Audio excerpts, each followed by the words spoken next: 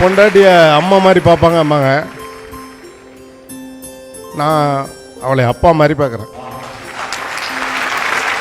வீட்டிலேருந்து கிளம்பையில என் ஒய்ஃப் சொன்னிச்சு, அழுது தொலைச்சிடாதீங்க. எங்கள் அப்பா இல்லைங்கிறதான் ஆக்சுவலாக நான் வீட்டில் கிளம்புனப்போயும் எனக்கு தோணுது.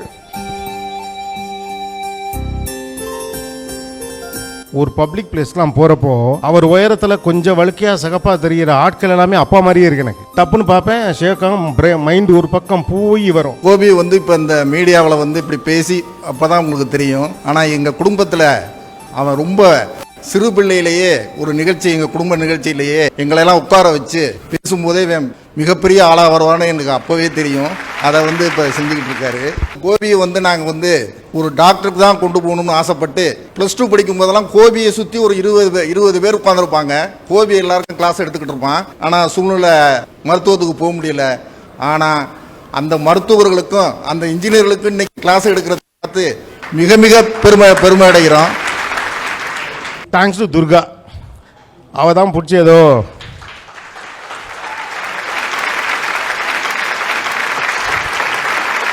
எல்லாம் இந்த பொண்டாட்டிய அம்மா மாதிரி பார்ப்பாங்க அம்மாங்க.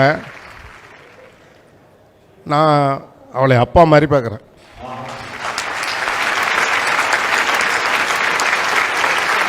இன்னைக்கு இந்த மேடை நான் நின்று பேசுகிறேன். ஆனால் நான் அந்த மேடையில் ஏறுறதுக்காகவே அன்னையிலேருந்து இன்னை வரைக்கும் பெருசாலாம் பேசிக்கலாம் மாட்டோம். என்னடா என்ன போதே அது அந்த 5 வயசில் அண்ணன் தம்பி, 10 வயசில் பங்காளிமா இல்லை, அதெல்லாம் எதுவும் இல்லாமல் எப்போதும் அண்ணனாவே, இப்போ கடந்த ஒரு 15 வருஷமாக எனக்கு தம்பியாகவே இருக்கிற எங்கள் அண்ணன்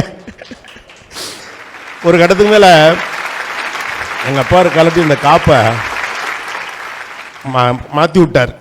ஓகே, அதுக்கப்புறம் அந்த சினிமாலாம் சொல்கிறேன், சரி எல்லாம் முடிஞ்சு எல்லாத்தையும் அவர்கிட்ட வரும் நல்லது கெட்டதெல்லாம் முடிச்சுட்டு தம்பியை கேட்டு சொல்கிறேன். அண்ணன் நீ சொல்லுனேன்னு, இல்லை நீ சொல்லு அப்படின்னு சொல்லிட்டு. ஒரு வீட்டில் ஒருத்தன் ஒரு இடத்துக்கு வர்றதுக்கு இன்னொருத்தங்க ஸ்பேஸ் கொடுக்கலன்னா வர முடியாது. அவர் பல இடத்துல தன்னை நகர்த்திக்கிட்டு எனக்கு இடம் கொடுத்துருக்கார். அது எல்லாருக்கும் வராது. தேங்க்யூ. ஏங்க நீங்களாம் வேறு அழுகிறீங்க. இவனால தான் இப்போ இதை சொல்ல மாதிரி ஆகி போச்சு.